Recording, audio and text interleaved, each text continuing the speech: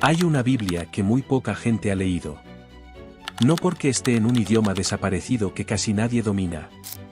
No porque sea difícil de encontrar. Sino porque durante casi 17 siglos, el resto del mundo cristiano decidió no mirar hacia donde estaba guardada. La Biblia que conoces, la que se lee en las iglesias, la que se cita en los sermones, la que fue impresa en 66 libros desde 1611, no es la única versión que sobrevivió. La Iglesia Ortodoxa Etíope preserva una Biblia con 81 libros. No es una variación menor. Es un universo escritural fundamentalmente distinto. Entre esos libros hay textos que circularon en las primeras comunidades cristianas antes de desaparecer del canon occidental. El libro de Enoc. El libro de los jubileos. El Kebra Nagast. No documentos marginales, no mitos. Escrituras que miles de cristianos primitivos consideraron sagradas, hasta que algo ocurrió para que dejaran de copiarse en Occidente. Y lo que esos textos dicen sobre el tiempo en que vivimos ahora mismo, sobre las señales que preceden al final de una era, es tan distinto a lo que nos han enseñado que los investigadores que los han estudiado de cerca describen siempre la misma reacción: reconocimiento. Como si estos textos nombraran algo que llevaban años sintiendo pero no podían nombrar. Aquí viene la parte que nadie está diciendo en voz alta. La historia oficial de cómo desaparecieron esos libros es falsa. Y cuando descubres lo que de verdad pasó, la situación se vuelve mucho más perturbadora, no menos. Si los misterios que el mundo oficial prefiere ignorar te generan curiosidad, suscríbete ahora y activa la campana, porque lo que viene a continuación lleva guardado casi 20 siglos y apenas estamos empezando a entenderlo. Durante décadas, la historia popular ha colocado el nacimiento de la Biblia en un solo momento. El año 325 después de Cristo.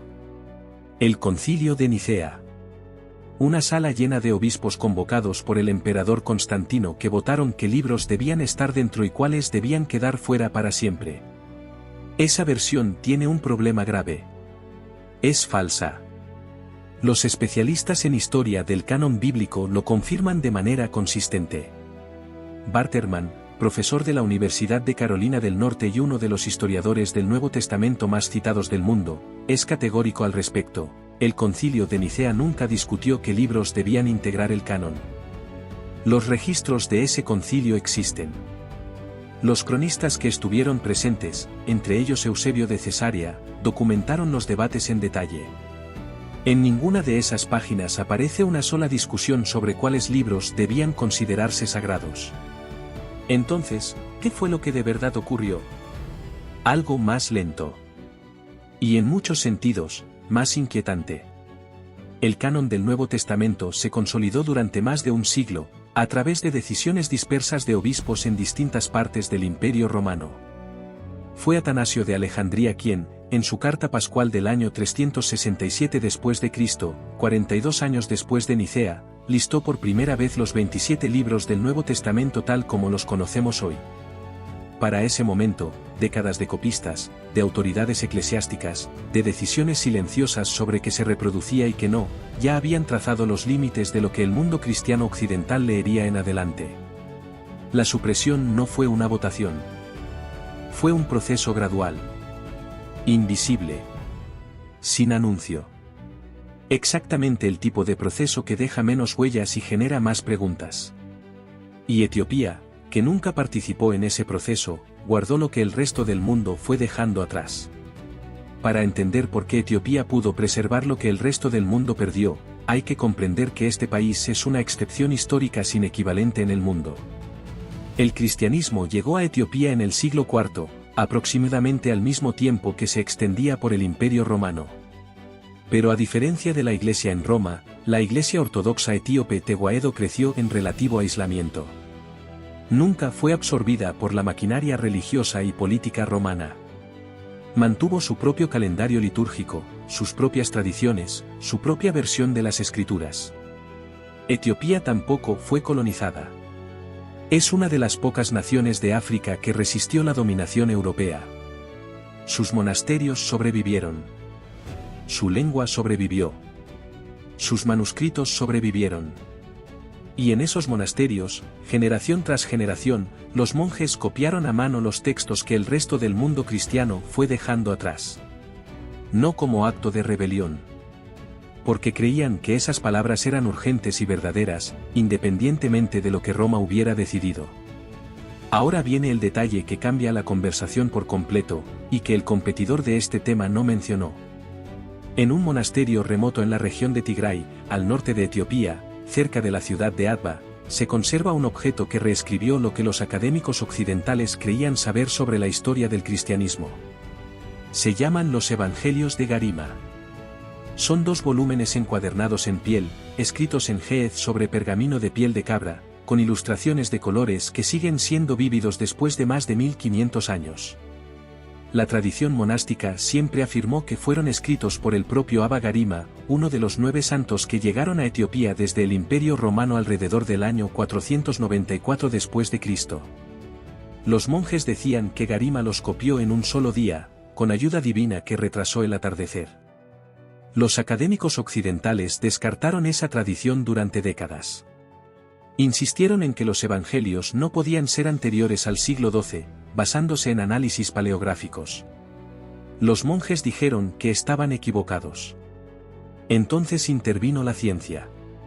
En 2010, después de que la Fundación del Patrimonio Etíope accediera al monasterio para restaurar los frágiles volúmenes, el especialista francés Jacques Mercier tomó muestras del pergamino y las envió al Laboratorio de Arqueología de la Universidad de Oxford para una datación por radiocarbono.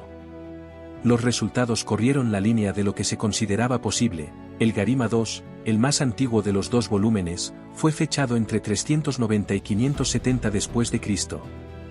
El Garima I, entre 530 y 660 después de Cristo. Los monjes llevaban más de 1000 años diciendo que esos libros eran del siglo V. Los académicos les habían dicho que estaban equivocados. Oxford confirmó que los monjes tenían razón. Los Evangelios de Garima son hoy los manuscritos ilustrados cristianos más antiguos conocidos en el mundo.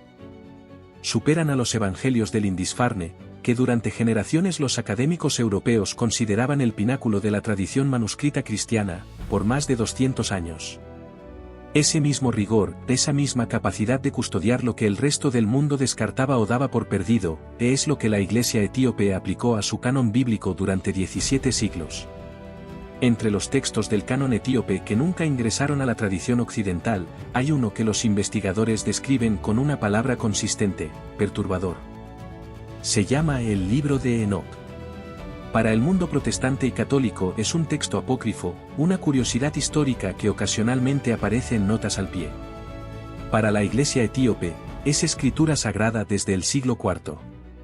Fue James Bruce, un explorador escocés, quien lo trajo a Europa en 1773, después de pasar años en Etiopía. Traía 3 copias manuscritas. Hasta ese momento, el texto era conocido en Occidente únicamente por citas fragmentarias en otros documentos antiguos. Nadie había podido leerlo completo. Cuando las copias de Bruce fueron finalmente traducidas al inglés por el erudito R.H. Charles a finales del siglo XIX, el mundo académico encontró algo que no esperaba.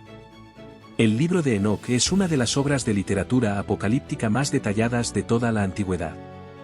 Describe ángeles que descienden a la tierra, los vigilantes, los llama, que comparten conocimiento prohibido con la humanidad y cuya desobediencia desencadena consecuencias cósmicas. Describe juicios, visiones del tiempo final, y una estructura profética que no tiene equivalente en ningún otro texto de ese periodo. Pero lo que más llama la atención de los especialistas modernos no es la mitología. Es la estructura del mensaje. El texto está organizado alrededor de una idea que no tiene paralelo en el canon occidental, que la revelación no fue dada para la generación que la recibió. Fue escrita para una generación futura. Enoc es instruido para escribir lo que ve como un mensaje sellado, destinado a ser abierto en un tiempo específico. Lo que ese tiempo es, lo que esos textos dicen que estará ocurriendo cuando llegue el momento de abrirlos, es la parte que los investigadores no pueden ignorar. Durante siglos, el acceso a los textos etíopes fue bloqueado por un obstáculo que nadie había diseñado deliberadamente, pero que fue igualmente efectivo. El ge'ez es un idioma semítico antiguo, la lengua litúrgica de la Iglesia etíope, que hoy hablan con fluidez apenas unos pocos centenares de sacerdotes y académicos en todo el mundo. Para los investigadores occidentales del siglo XIX, los manuscritos etíopes eran objetos de estudio lingüístico. No de teología, no de profecía. Y mientras tanto, la barrera física era igual de efectiva que la lingüística. Hay un monasterio en el norte de Etiopía llamado Dabra Damo. Está construido en la cima de un peñasco de basalto en la región de Tigray, completamente separado del suelo por paredes de roca vertical. No hay escaleras.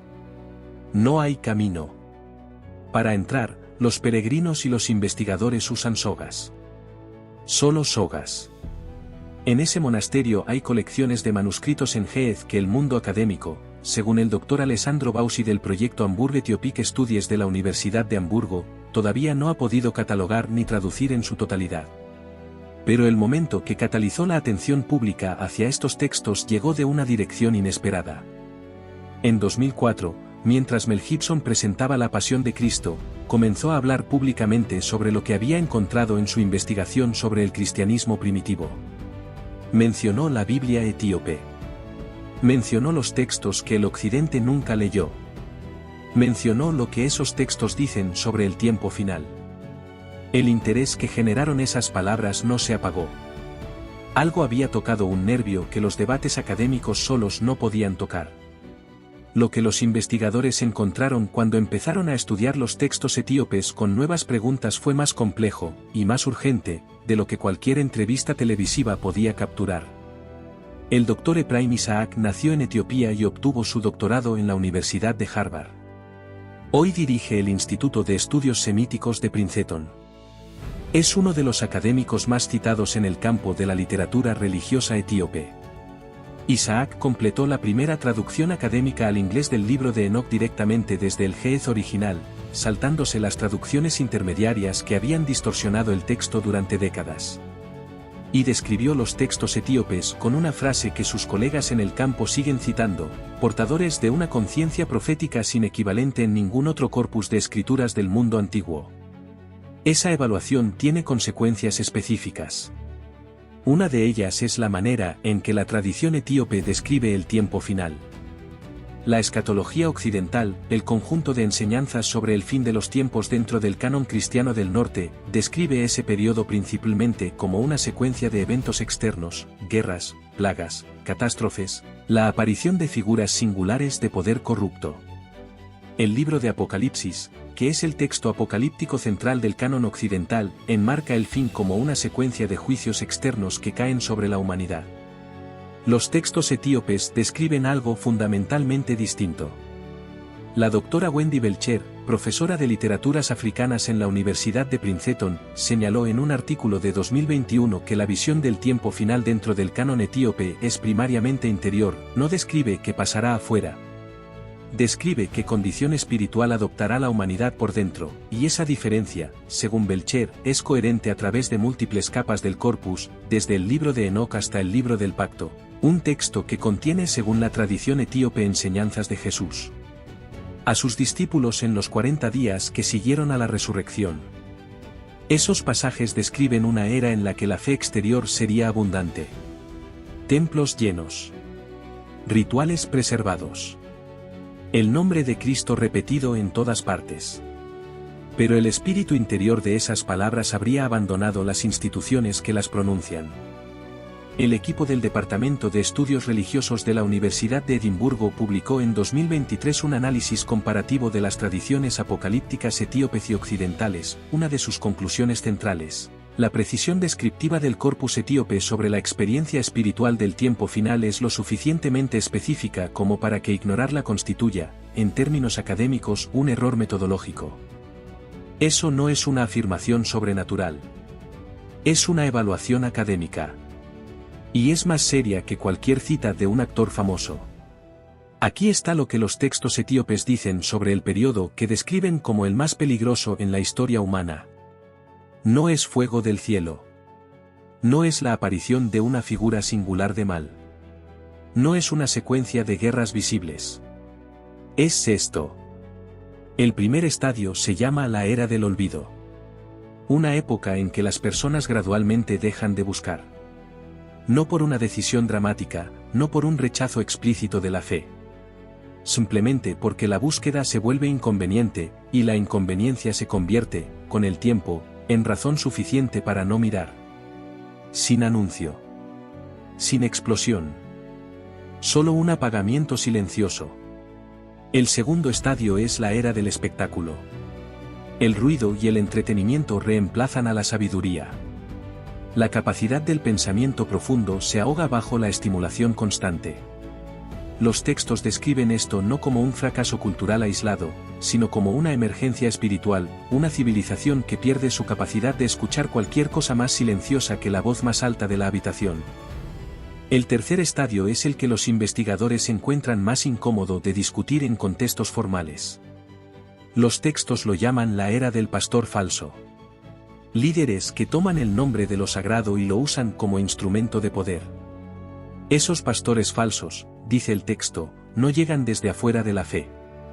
Surgen desde el interior de las instituciones construidas en nombre de lo sagrado. Hablan el lenguaje de lo espiritual mientras persiguen las recompensas de lo secular. Y el texto los describe como las figuras más peligrosas de toda la profecía, precisamente porque son las más difíciles de reconocer. Y luego viene el cuarto estadio. El gran silencio. No el silencio de la paz. No la quietud de un espacio sagrado. El gran silencio es el momento en que la conexión entre lo humano y lo divino se vuelve tan tenue que incluso quienes buscan genuinamente apenas pueden percibirla. El momento en que la humanidad no fue abandonada, sino que se alejó tanto que ya no puede sentir la presencia que siempre estuvo. Pero los textos etíopes no terminan ahí. Terminan con algo que los eruditos describen como lo más inesperado del corpus completo. No son las instituciones las que responden en ese momento. No son los que ocupan los lugares de poder. Según el libro del pacto, la voz que surge en el momento de mayor oscuridad viene desde los desiertos, desde las prisiones, desde los hijos de los que el poder ignora por completo. No desde las catedrales. Desde los que el mundo oficial descarta sin mirarlos. Y luego viene la línea que los investigadores etíopes han señalado durante décadas como la razón principal por la que estos textos fueron marginados de manera tan sistemática. Los que afirman estar preparados serán los últimos en verlo llegar. El Dr. Ephraim Isaac, de Princeton, describió este desplazamiento, de lo externo a lo interior, del espectáculo al silencio, de las instituciones a los olvidados, como la diferencia definitiva entre las tradiciones apocalípticas etíope y occidental. La diferencia importa por una razón precisa. Si el tiempo final es algo que ocurre afuera, la postura correcta es esperar, observar, sobrevivir o no. Pero si el tiempo final es primariamente una condición espiritual que se despliega dentro de las comunidades, dentro de las instituciones, dentro de cada persona, entonces toda persona que escucha esto está ya en el medio de ese proceso, ahora mismo, hoy. Eso es lo que los textos etíopes dicen. Y es exactamente lo que el Occidente eligió no copiar. ¿Qué cambia con todo esto? No, la historia. Esa frase es demasiado grande para ser útil. Lo que cambia es algo específico. Durante siglos, el debate sobre el fin de los tiempos en la tradición cristiana occidental giró alrededor de lo externo, cuando llegará la tribulación, qué forma tomará la figura del mal, cuáles serán las señales visibles en el cielo y en la tierra. La pregunta fue siempre, ¿qué pasará allá afuera, y cuándo? Los textos etíopes hacen una pregunta distinta. No cuándo. No qué forma externa tendrá. Sino, ¿qué estás haciendo con tu capacidad de ver, de escuchar, de buscar? ¿Estás en la era del olvido? ¿En la del espectáculo? ¿Reconoces al pastor falso cuando lo ves, incluso cuando habla tu idioma y usa tus símbolos? Esa diferencia importa porque transforma el papel de cada persona que la escucha. Si el tiempo final es algo que ocurre afuera, la postura adecuada es la espera pasiva. Pero si el tiempo final es una condición que se despliega adentro, entonces la pregunta personal se vuelve inevitable, ¿en qué punto de ese proceso estoy yo ahora mismo? Los monjes que copiaron estos textos durante 16 siglos, a la luz de lámparas, en monasterios construidos sobre peñascos a los que solo se llega con sogas, no lo hicieron porque creyeran que esas palabras eran urgentes para su tiempo. Lo hicieron porque creían que habría una generación en el futuro para la que esas palabras serían urgentes de una manera específica. Quedan preguntas sin respuesta. ¿Qué hay en los manuscritos de Dabra Damo que el mundo académico todavía no ha podido examinar? ¿Existe una versión del Kebra Nagast anterior a la compilación del siglo XIV, guardada en algún monasterio que aún no hemos encontrado? ¿Hay textos en Ge'ez que todavía no hemos podido leer que cambian partes de esta historia? Esas preguntas no tienen respuesta todavía. Pero hay una pregunta que sí puedes responder ahora mismo, y es la más personal de todas: ¿cuándo fue la última vez que te sentaste en silencio verdadero, sin pantallas, sin el siguiente vídeo, sin el siguiente ruido, y buscaste algo que ninguna institución pudiera darte?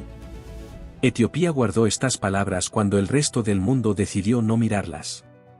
No como rebelión. Porque generación tras generación, esos monjes creyeron que había alguien en el futuro que las necesitaría. Si esta historia te abrió algo, si hay una pregunta que ahora no puedes dejar de hacerte, suscríbete y activa la campana. La siguiente historia que viene lleva guardada aún más tiempo que esta, y los que ya están suscritos serán los primeros en escucharla.